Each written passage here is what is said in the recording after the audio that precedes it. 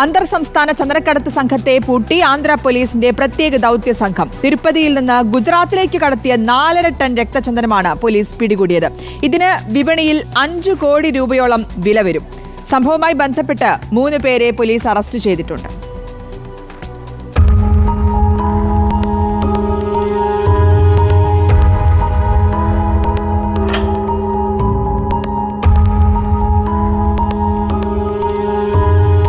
ആന്ധ്ര, ഗുജറാത്ത് സംസ്ഥാനങ്ങൾക്കിടയിൽ നാളുകളായി രക്തചന്ദനക്കടത്ത് തുടർന്നു പോന്ന സംഘത്തിലെ കണ്ണികളാണ് പോലീസിന്റെ വലയിലായത്. തിരുപ്പതിയിലും ഗുജറാത്തിലുമായി രഹസ്യകേന്ദ്രങ്ങളിലും ഗോഡൌണുകളിലും ട്രക്കുകളിലുമായി ഒളിപ്പിച്ച 4.5 ടൺ ചന്ദനത്തടികളാണ് പോലീസ് പിടിച്ചെടുത്തത്. കള്ളക്കടത്തു സംഘത്തിന്റെ നീക്കങ്ങൾ നിരീക്ഷിച്ച് അവരെ പിന്തുടർന്ന് ഗുജറാത്തിലെ പത്താൻ ജില്ലയിലെ ഹാജിപൂരിലെത്തിയ പോലീസ് കണ്ടത് ഞെട്ടിപ്പിക്കുന്ന ചന്ദനത്തടി ശേഖരമായിരുന്നു. ഗുജറാത്ത് പോലീസിന്റെ സഹായം കൂടി ലഭിച്ചതോടെ ചന്ദനത്തടികൾ സൂക്ഷിച്ച ഗോഡൌൺ പോലീസ് വളഞ്ഞു.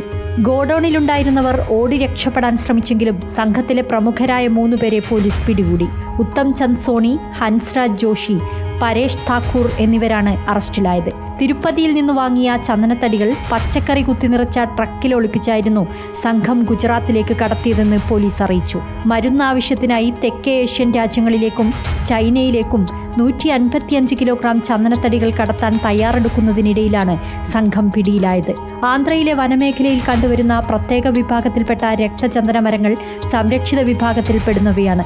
ഇവ വെട്ടുന്നതും വിൽപ്പന നടത്തുന്നതും നിരോധിച്ചിട്ടുണ്ട്. വനം വകുപ്പിലെ ഉദ്യോഗസ്ഥരുടെ അറിവോടെയല്ലാതെ ഇത്ര വലിയ ചന്ദനക്കൊള്ളയും കടത്തും നടക്കില്ലെന്നാണ് ദൗത്യ സംഘം പറയുന്നത്. പ്രതികളെ ആന്ധ്രയിലെത്തിച്ച് വിശദമായി ചോദ്യം ചെയ്യാൻ കസ്റ്റഡി അപേക്ഷ നൽകിയിരിക്കുകയാണ് പോലീസ്.